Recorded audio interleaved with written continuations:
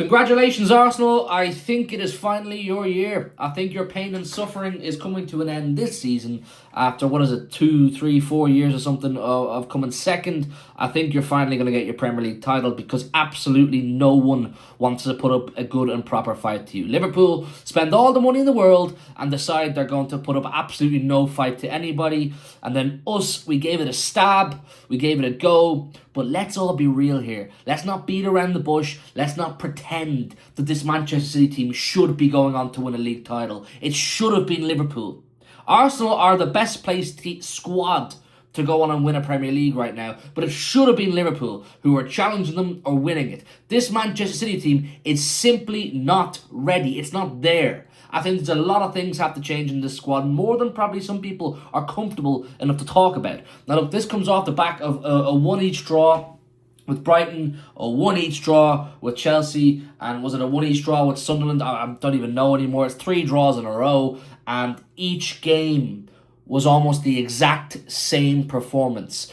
All 3 of those games were almost the exact same as far as I'm concerned. I don't want to hear, but we had no Vardiol tonight, or we had no Diaz tonight. I don't care. We had no Marmouche. I don't care. Each performance was the exact same. And tonight we didn't have Vardiol or Diaz. But when we did have them, it was still the exact same. People want to focus on the wrong things in these moments of adversity. They want to go, Haaland!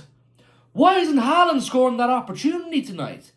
Get your head out of your arse if you think Erling Haaland is the problem. Haaland has to turn up in big games. He missed a clear-cut... Of course he missed a clear-cut chance. He's going to miss clear-cut chances. He's a number 9. He's a striker. It's just going to happen. If you have the audacity to try and blame any of this on Erling Haaland, of all people, he's the least of our problems, you're off your rocker. You're absolutely away with the fairies. Honest to God, if it wasn't for Erling Haaland, we would be right down there. Middle of the table, bottom half of the table probably. Because he has got us out of jail. There's been stages of blocks of months where if it's a case where Haaland doesn't score, or it was the case where Haaland doesn't score, we don't get points. And he's carried that. And now all of a sudden, when it dries up for him a bit and he scores a penalty tonight, people go, but he missed a chance in front goal. Talk to me about Savinho. Talk to me about Doku. Talk to me about all these other guys. Foden, who was really good at one stage this season, but he's been poor recently. Talk to me about the collective attacking unit.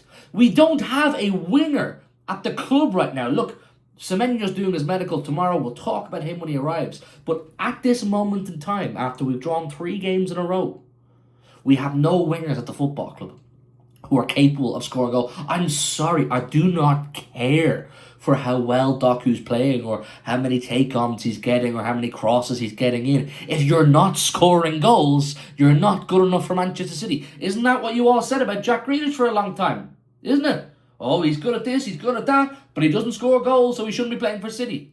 So why is Doku getting leeway? Why is Savinho getting leeway? Why is Oscar Bob getting leeway? Why are these guys getting leeway when they're not scoring fucking goals? All the pressure's on Erling Haaland to score the goals. Why? Because no one else will fucking do it. Reinders has chipped in a little bit. Cherky's greedy, man. I think he's a brilliant footballer, but he's new, he's raw, and he's greedy. He's got a lot to learn before he can really look at Cherky and go, I'm relying on you. You can't rely on Ryan Cherky, for God's sake. Magnificent footballer, unbelievable levels of potential ahead of him. But for crying out loud, do you know what I mean? If you're pinning your hopes on this guy, he's 21 or something, 22? If you're pinning your hopes on him after being at the club for 5 or 6 months, you're really away with it. You think Pep can click his fingers and abracadabra, Ryan Cherky turns into Lionel Messi? And that's not fair or right. But you get the point. It's right now. It feels like right now, if it's not Haaland scoring, we don't score. And then at the best, the second best, if Foden has a bit of an off day or an off period, we're definitely not fucking scoring. Do you know what I'm trying to say here, people? It's very easy to point fingers at the wrong people.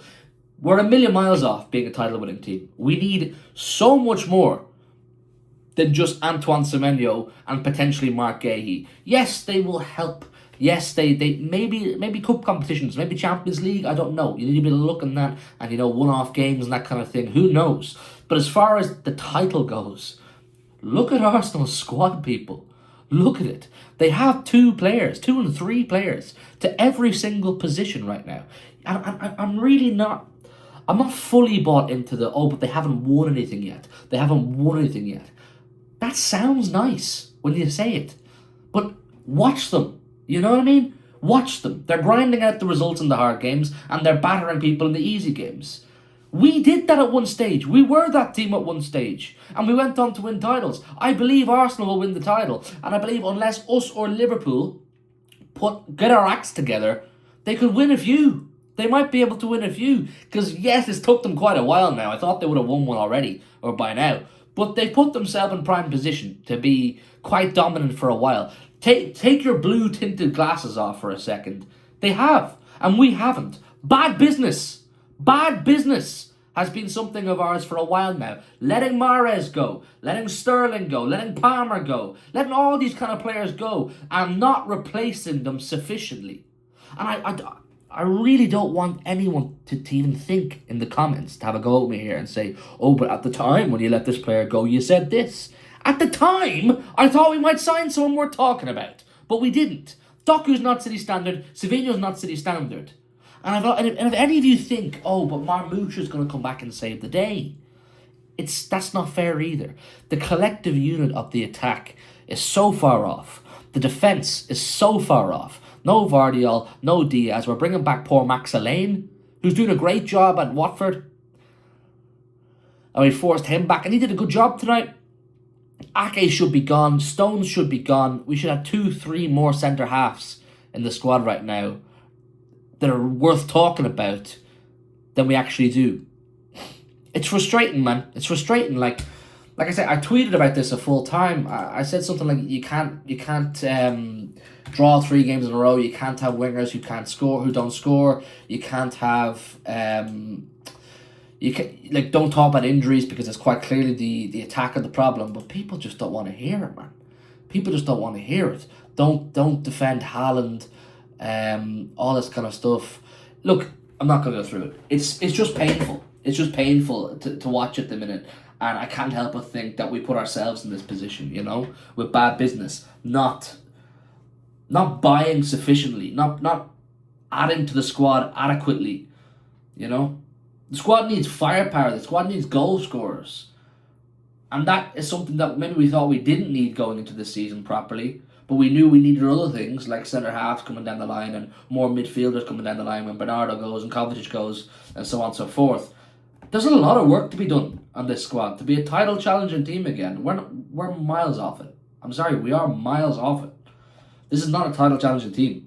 And it pains me to say, because maybe Arsenal should be further ahead than they are. You know what I mean? We've done in a weird roundabout way, we've done a good job to be where we are. Now, Arsenal are going to go into, at the time of recording, game against Liverpool tomorrow night, absolutely fired up to the gills. And rightly so, man. We've been there before, man. We've felt these games, we've felt these moments. And sometimes you just know when you know. When your squad's in the right place, the manager's in the right place, the fans are in the right place, everyone's pulling in the same direction. We're not right now. We're not right now, man. Look, leave your thoughts down below in the comments. Hit the like button or something like that. I don't know. Just in a bit.